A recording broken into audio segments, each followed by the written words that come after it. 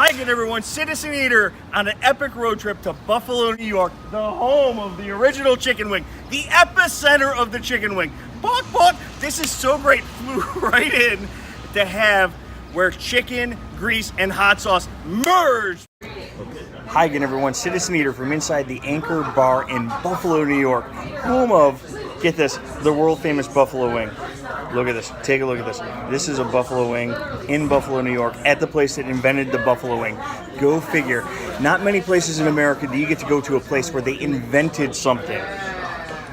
Usually they invent things in like labs and test sites, and DOD's involved and NASA's involved, and you get great inventions that improve the world. But here in 1964, they had chicken wings, a French fryer, hot sauce, and they invented something, and it's the iconic buffalo wing. Take a look at this. Take a look. It's crisp. It's saucy. It's served with celery and blue cheese, because you got to have vegetables. Let's see how this tastes.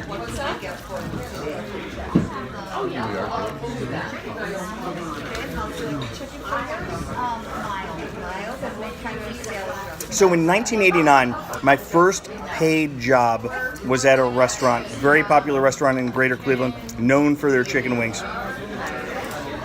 I feel ashamed that I worked there for so many years because I made thousands, tens of thousands of chicken wings.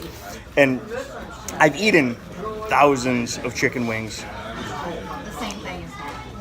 I don't think I've ever made a chicken wing that's this tasty, nor do I think I've ever eaten a chicken wing that's this tasty. This wing, it has a crispy exterior, a buttery and savory sauce, but a juiciness. It's so good.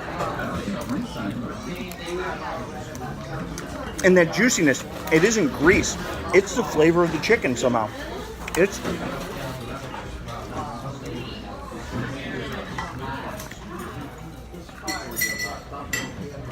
really good. It's just really good. I don't understand why anyone would ever vacate Buffalo and leave these wings behind without a Buffalo Anchor Bar following them to their home destination.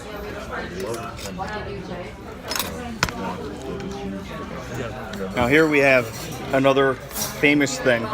This is the beef weck sandwich.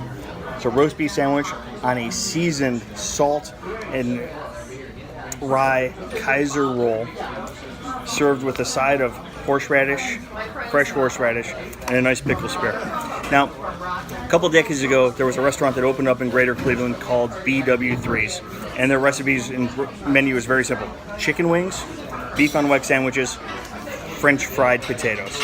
Let's see how this buffalo beef weck sandwich at the place that was basically, somebody just came here, got the recipe one day, and tried to open up something just as good in Cleveland, and it's not. So let's see how this beef sandwich tastes compared to BW3's.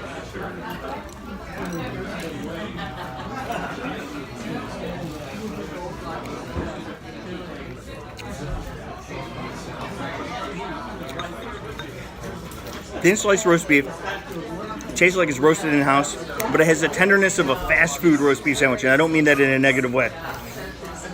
Roast beef could be a tough meat to have served at a restaurant in a sandwich. It could be a chewy, tough mess. And this is a very tender roast beef. So tender, like if this was,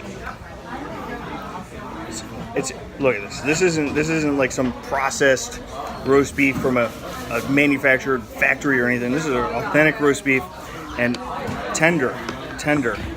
How is everything, gentlemen? Oh my God, hon, you have no idea. Okay.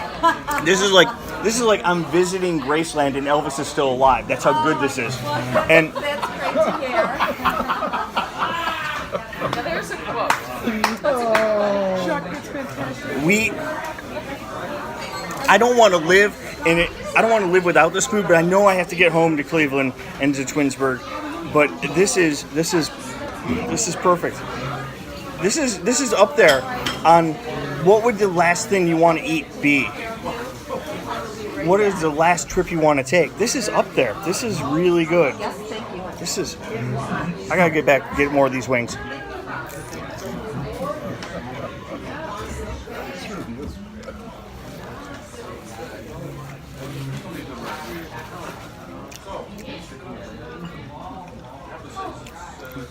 Now, I got to stop talking and get more eating because I want to really savor it. I want to focus on how great this tastes.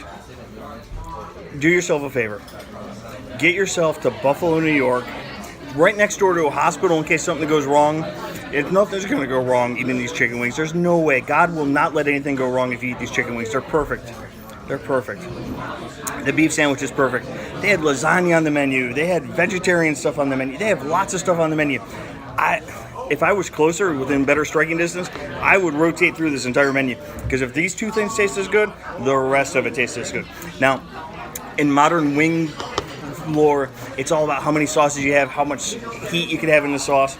They do have a suicidal wing, but they're limited. They have a hot, a mild, and a barbecue, and a suicide. They're not wasting time developing sauces that are not going to work.